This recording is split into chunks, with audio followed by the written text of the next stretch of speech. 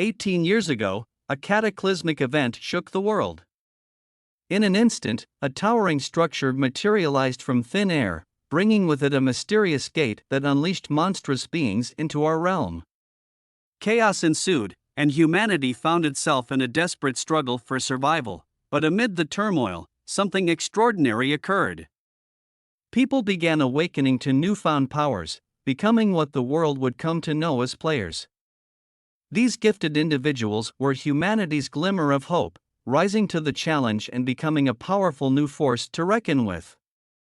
They became symbols of wealth and admiration, celebrated as heroes, yet, our main protagonist, whose name is yet to be revealed, was never granted the privilege of choice.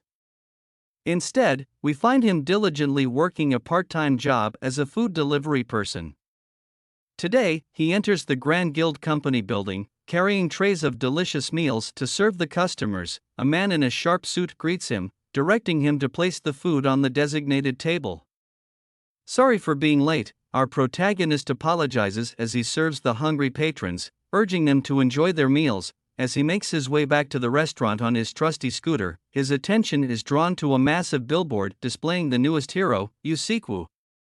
This remarkable individual, aged 18, possesses the rare ability to freeze his adversaries, making defeating them a breeze. Yusikwu is what they call an innate ability user, a player with a cheat-like power, deemed vastly superior to regular players. His daydream is interrupted by an impatient honk from the car behind him. Apologizing once again, our protagonist resumes his journey, navigating through the bustling city streets. Nightfall arrives, and he finally returns to his humble abode. The sight of an overflowing mailbox fills him with anticipation, hoping to find a coveted player invitation letter. However, reality delivers a harsh blow, as he discovers letters demanding loan repayments and hospital bills, but no invitation letter in sight. Disappointed, he lets out a sigh, wondering when his chance will come. With a heavy heart, our protagonist enters the house, greeted warmly by his younger sister. Grateful for his hard work, she shares that she was up doing homework and that their mother is sleeping more peacefully than usual. This news brings a sense of relief to our protagonist's troubled mind. Concerned about their mother's well-being, he starts to inquire if his sister gave her a massage, but before he could finish, she whispers, "Happy birthday." In her hands, she presents a delightful chocolate cake adorned with 18 glowing candles. It's a heartfelt surprise, and our protagonist is taken aback by his sister's thoughtfulness. Amid the celebration, he can't help but ask where she got the money for the cake, considering the funds he gave her for new clothes. His sister denies using the money for the cake, but he can see through her fib as her clothes are tattered. She insists she had money and playfully threatens to eat the entire cake if he won't join her, calling out her name. Yujong, our protagonist, thanks her sincerely, cherishing this unexpected gesture from his little sister. However, before they dive into the sweet treat, she hands him an envelope, suggesting they read the letter first. Thinking it's one of the birthday letters she wrote for him, he opens it and is left utterly shocked. It's a player invitation letter from the Players Association, a dream come true. Speechless and overwhelmed, he finally received what he had been longing for. The letter confirmed that he was indeed a player, someone with extraordinary abilities. His sister confesses that she secretly retrieved the letter from the mailbox to surprise him. Overjoyed, she congratulates her older brother, wrapping him in a warm embrace. Filled with hope and determination, our protagonist believes this is his chance to change their lives for the better.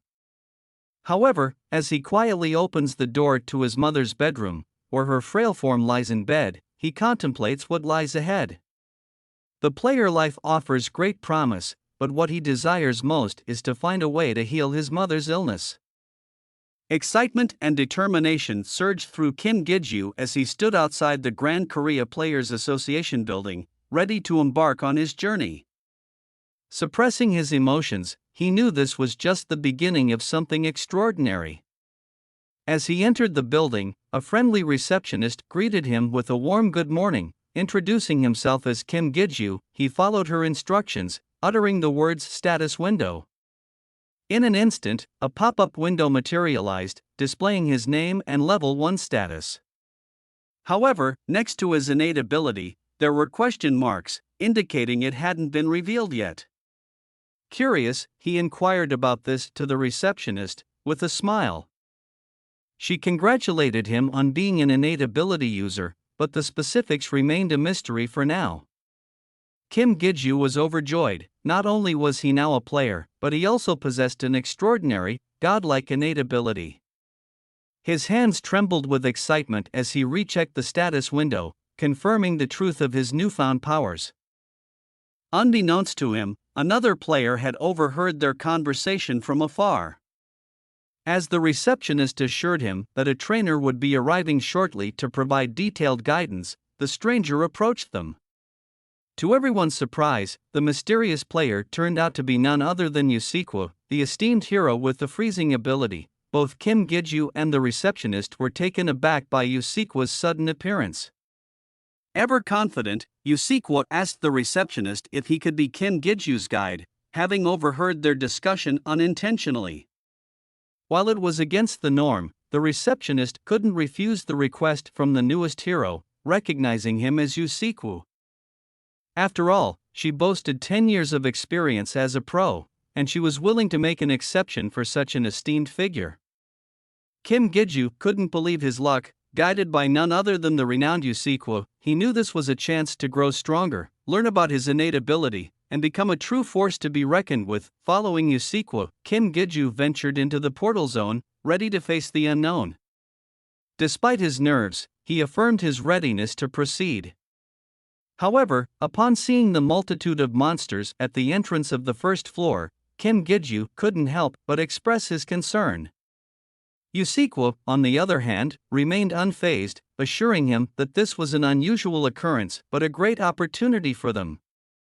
Explaining that the situation would allow for quicker explanations, Yusikwo introduced the 100 Goblin test.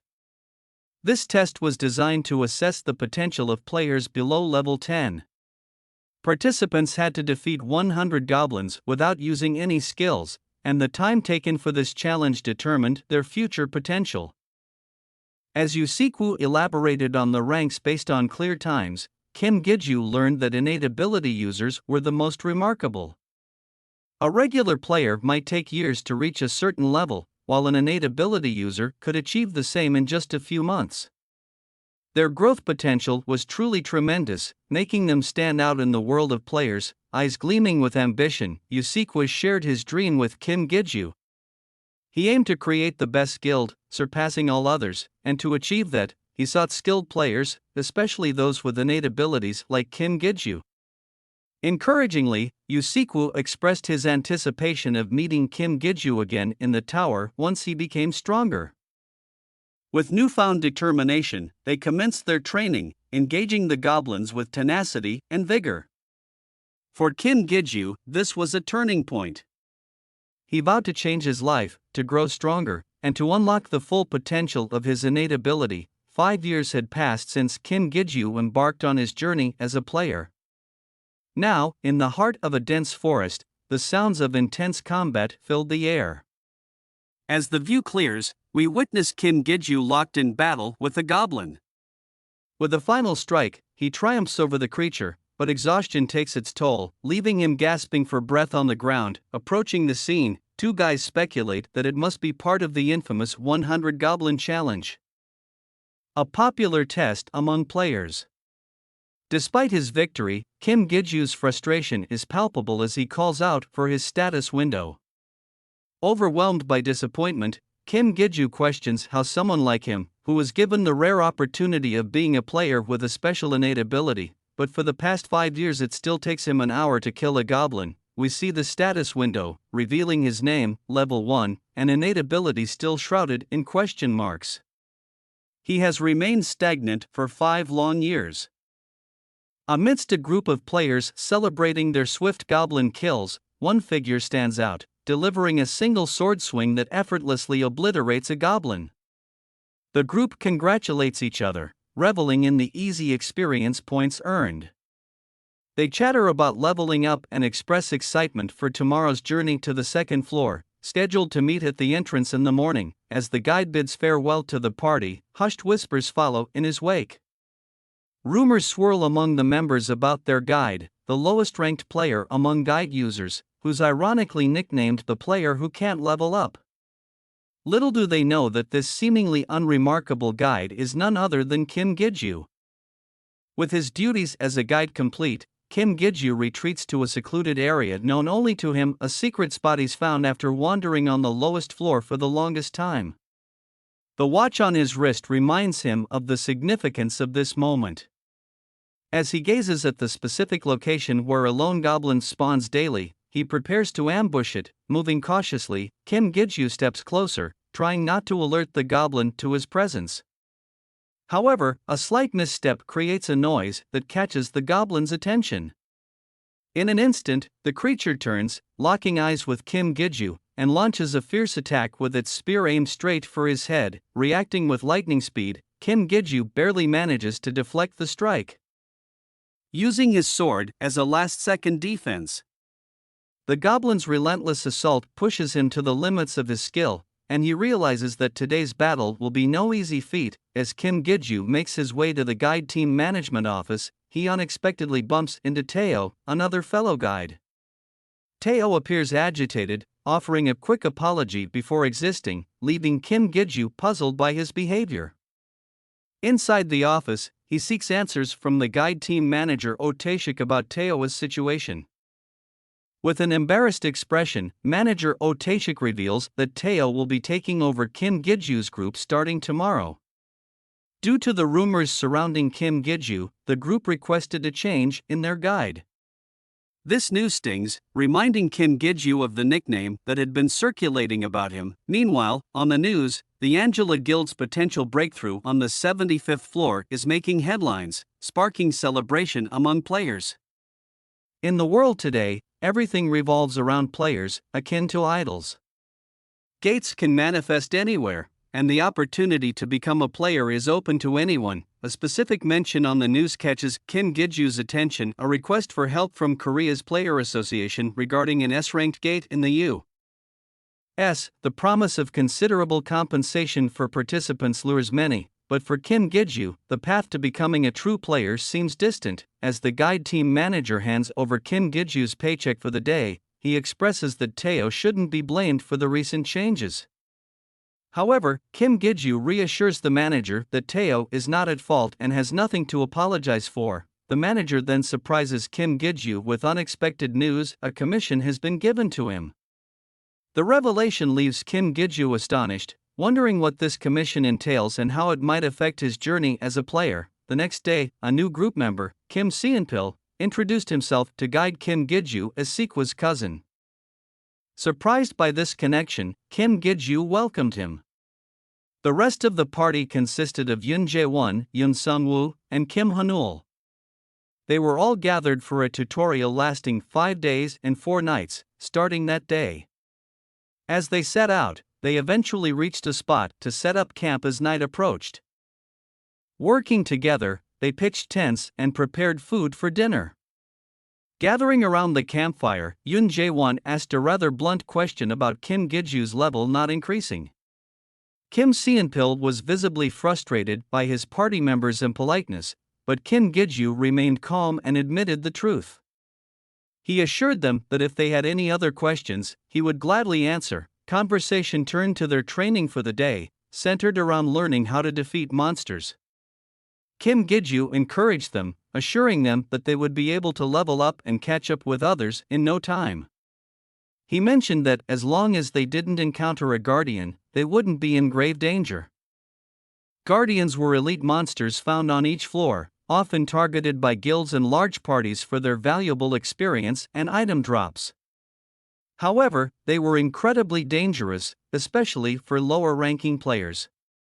Kim Giju explained that guilds focused on hunting these guardians, particularly on lower floors, so they should be relatively safe from running into them. Meanwhile, on the 4th floor of the tower, an orc was desperately fleeing from something.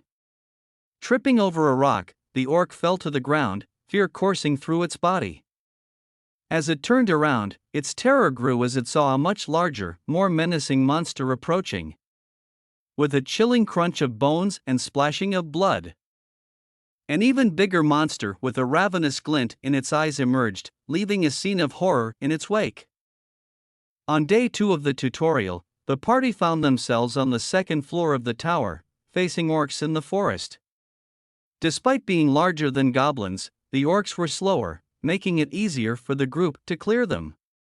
Their combined efforts and newfound skills allowed them to overcome the challenges with relative ease. Day 3 took them to the third floor, where they encountered both goblins and orcs together. However, the lack of intelligence and leadership among the monsters worked in their favor, as the group efficiently handled them. Kim Gijoo's clever tactic of using a single rock to create infighting among the monster party proved invaluable, allowing them to overcome the odds, with the guide's assistance. They swiftly leveled up and navigated through the safest paths.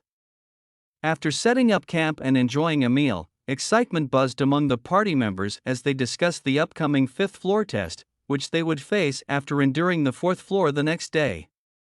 Anticipation filled the air as they eagerly wondered what classes they would receive upon completing the test. However, amidst the lively chatter and dreams of their future classes, Kim Gijoo found himself lost in thoughts, reminiscing about the 5th floor. There was a hint of nostalgia and perhaps some unresolved emotions tied to that particular level. On the 4th floor, the monsters appeared similar to those on the 3rd floor. But with a crucial difference, they were stronger and faster, requiring the party to adapt their strategy accordingly. Despite the challenge, each member remained in top shape, displaying their newfound skills and learning quickly. However, amidst their progress, a cloud of dust in the distance caught Kim Gijoo's attention, raising alarm bells in his mind.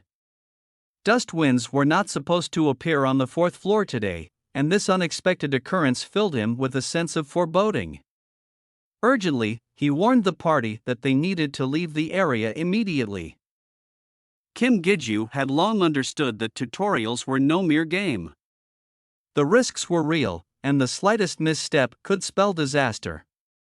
As the group attempted to escape, one member suffered a leg injury, and another froze in fear as an orc attacked, narrowly saved by a fellow party member. With a sinking feeling, Kim Gijoo prayed that the approaching figure behind the charging orcs was not what he feared, a guardian. Yet, as the dust settled, the colossal monster revealed itself with a deafening scream, confirming Kim Gijoo's worst fear. With time pressing against them, Kim Gijoo swiftly took action. He threw a smoke bomb at the approaching horde of monsters, creating a diversion and buying them precious moments to escape. The healthy members of the party carried their wounded comrades as they followed Kim Gijoo, seeking refuge in a cave nestled on the side of a rocky cliff. Inside the cave, they caught their breath and attempted to assess their situation. Kim Gijoo informed them about the unexpected appearance of a guardian on the 4th floor, emphasizing the need to stay vigilant and understand their circumstances. However, their focus was interrupted when one of the party members remained unconscious due to a poison wound sustained during their escape. Kim Gijoo assured them that she would recover once she took the antidote.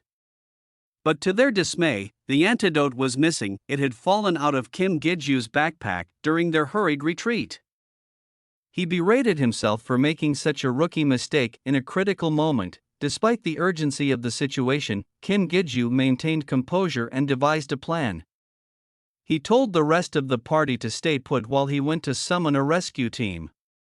Concerned for his safety, they advised him against venturing out alone, but Kim Gijoo reassured them. With extensive knowledge of the tutorial floors, he believed he could handle the task safely. Emerging from the cave, Kim Gijoo faced a challenging reality. The Guardian's presence had disrupted the monster's usual patterns, making it harder to predict their locations. With only one smoke bomb left, he searched for an alternative path to reach a higher point on the hill where he could light the signal. In a harrowing moment, Kim Gijoo found himself facing the looming threat of the Guardian. As he attempted to light the signal for the rescue team, the Guardian struck him from behind, sending him crashing into a rocky wall, injured and coughing up blood. The explosion from the fallen smoke bomb filled the area with a dense cloud of smoke, obscuring his vision and leaving him disoriented. Summoning his courage, Kim Giju reached for a nearby flare gun and shot it into the air, hoping to attract help. With determination in his heart, he started running, knowing that his only chance of survival lay in putting as much distance as possible between him and the Guardian. Although injured and in pain, he refused to succumb to despair, determined to find a way to escape. As he ran, the path ahead led him to the door that marked the entrance to the 5th floor exam. But this was a treacherous place for a level 1 player like him, a realm of death and danger. The thought of leaving his family behind gnawed at him, making it impossible to simply jump through the door to evade the Guardian. Yet, driven by an instinct beyond reason, he continued onward. The door beckoned with an aura of mystery, tempting him with the possibility of escape, even if it meant facing an uncertain fate on the other side.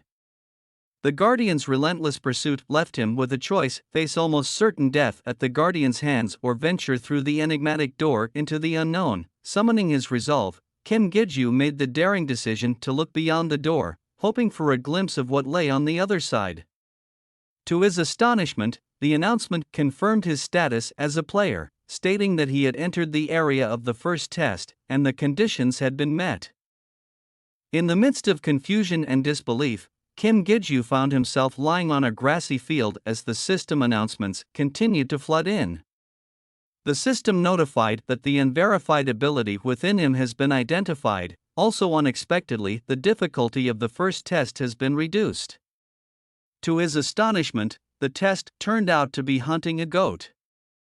This bizarre situation left him dumbfounded, and he instinctively grabbed the sword that materialized next to him, slaying the goat standing just within arm's reach. As the system prompts filled his vision, indicating that he had passed the test and his class had been decided, Kim Giju was bombarded with unexpected rewards. The phrase "perfect clear" echoed in his mind. But he couldn't comprehend what was happening. He had entered the test expecting danger and death, yet it seemed to be anything but. However, his sense of bewilderment intensified as shadowy, black-hair tentacles emerged from behind him, fully enveloping him. A voice from the darkness questioned him, asking if he was its master. Kim Giju's surroundings remained obscured, and he could not see the source of the voice, which sounded like a young boy. In the midst of this strange encounter, the voice expressed frustration at Kim Giju's inability to answer its questions. The voice claimed to have been waiting for a long time and requested a name from him to establish a link. Puzzled and bewildered, Kim Giju questioned the voice, unable to comprehend the situation. The voice, clearly exasperated with him, emphasized the importance of giving it a name for the link to take place. The system message added that an ego had requested to link with him, seeking permission to do so. Realizing that he had to choose a name for the ego, Kim Giju was overwhelmed by the sudden turn of events. As he pondered the significance of this moment, everything around him suddenly went black and he started to lose his consciousness. As Kim Giju lay on the hospital bed, slowly regaining consciousness, he was met with the familiar faces of his sister and Taeshik rushing to his side.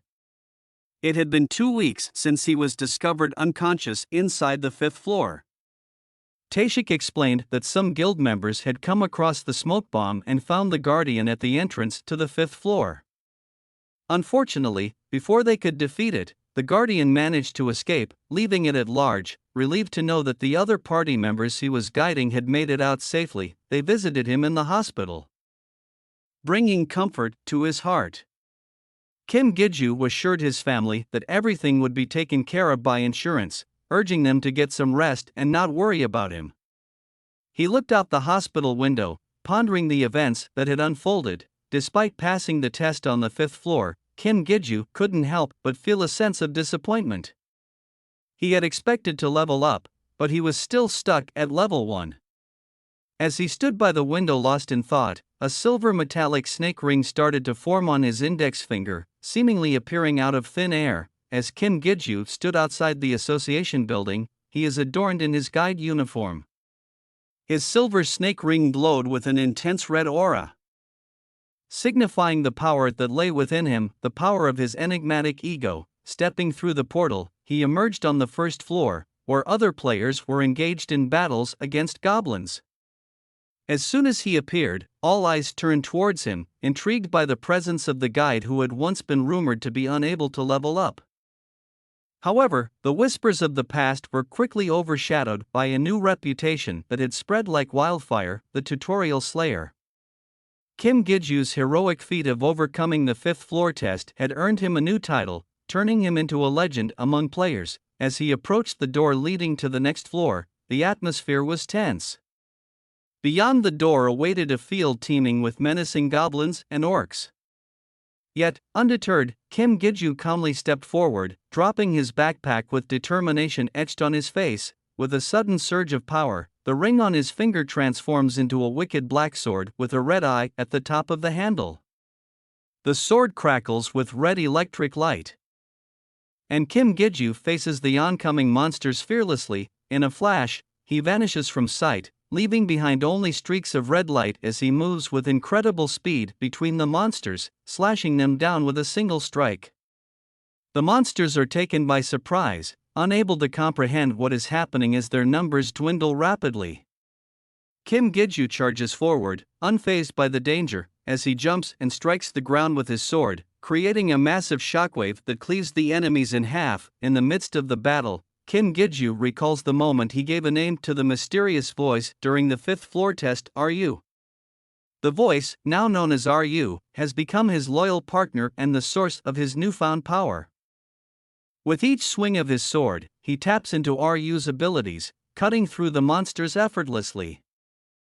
The status window displays Kim Gijoo's current information: name, Kim Gijoo, level 1, class and ego's partner, innate ability link, the power to connect with an ego, skill assimilate, enabling him to unify with the linked ego and utilize its abilities. As for RU, the status window reveals level 8, strength 18, dexterity 18, health 7, magic 7, and the skill accessory transformation. As the battle continues, the status window updates, showing that RU has reached level 9, further enhancing its strength and capabilities.